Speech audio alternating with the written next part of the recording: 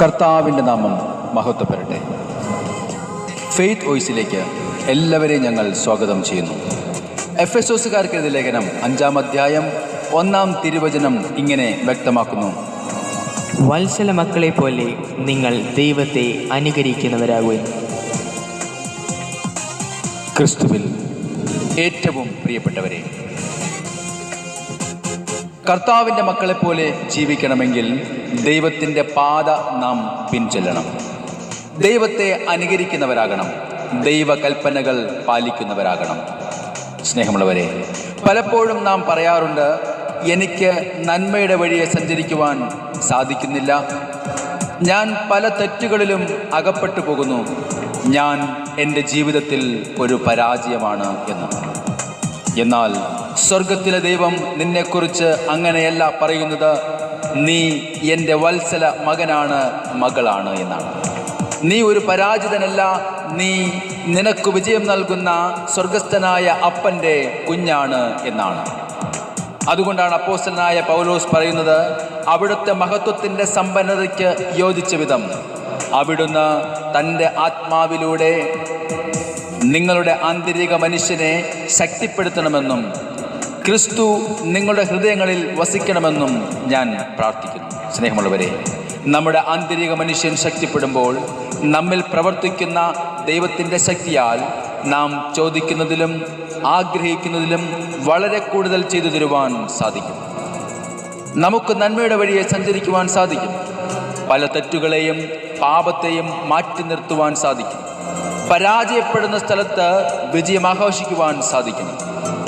എഫെസോസുകാരുടെ ലേഖനം 1-ാം അധ്യായം 4-ാം തിരുവചനം വ്യക്തമാക്കുന്നു: തൻ്റെ മുമ്പാകെ സ്നേഹത്തിൽ പരിശുദ്ധരും നിഷ്കളങ്കരുമായിരിക്കുവാൻ ലോക സ്ഥാപനത്തിന് മുൻപ് തന്നെ അവിടുന്ന് നമ്മെ ക്രിസ്തുവിൽ തിരഞ്ഞെടുത്തു. സ്നേഹമുള്ളവരെ, നാം ജനിക്കുന്നതിന് മുൻപ്, ലോകസ്ഥാപനത്തിന് മുൻപ് നമ്മെക്കുറിച്ച് കരുതലുള്ള ഒരു ദൈവമാണ് കർത്താവായ യേശു ക്രിസ്തു. ആ കർത്താവായ യേശു ക്രിസ്തുവിൽ നമുക്ക് പാപമോചനമുണ്ട്. അവിടുത്തെ രക്തം വഴി നമുക്ക് രക്ഷയും കൈവന്നിരിക്കുന്നു.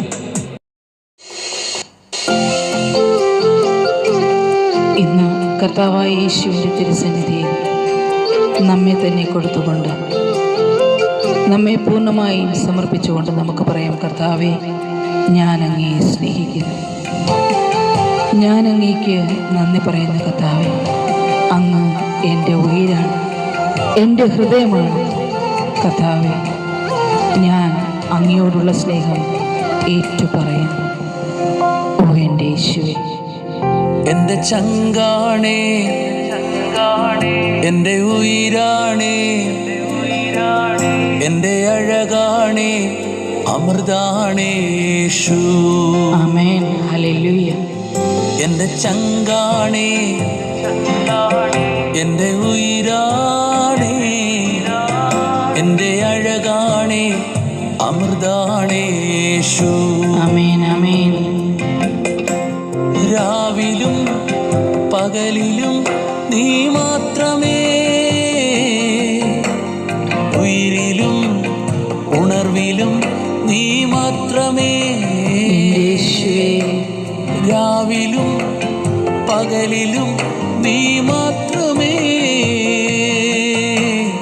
ഉയിരിലും ഉണർവിലും നീ മാത്രമേ.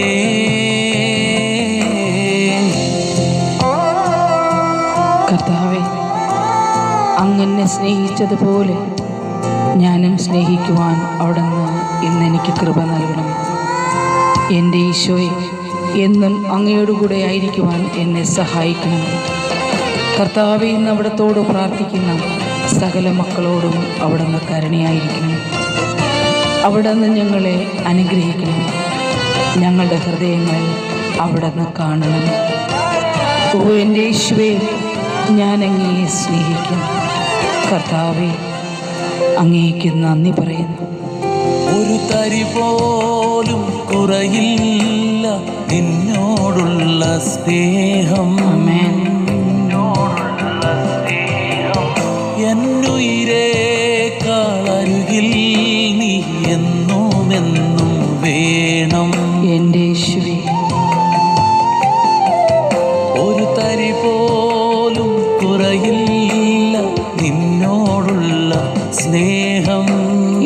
യേശുവേ, ഞാൻ അങ്ങയെ സ്നേഹിക്കുന്നു.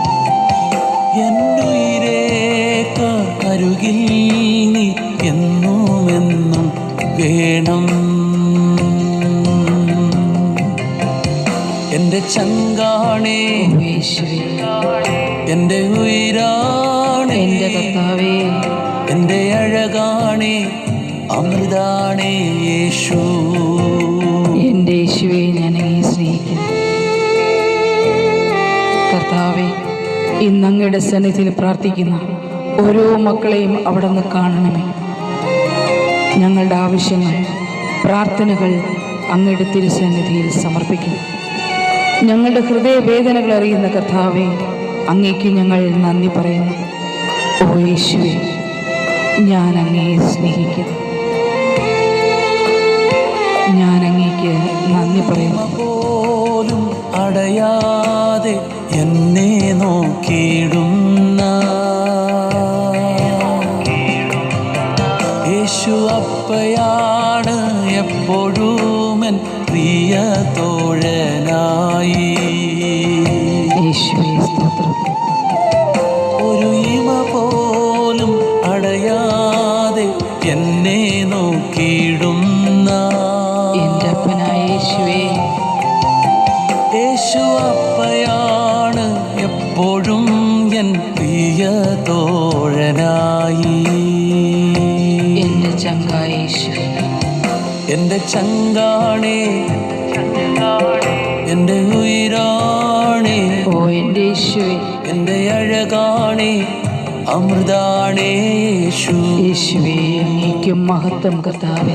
എൻ്റെ ചങ്കാണേ, എൻ്റെ കർത്താവേ, എൻ്റെ ഉയിരാണേ, ഞാൻ അങ്ങയെ സ്നേഹിക്കുന്നു. എൻ്റെ അഴകാണേ, എൻ്റെ യേശുവേ, യേശു.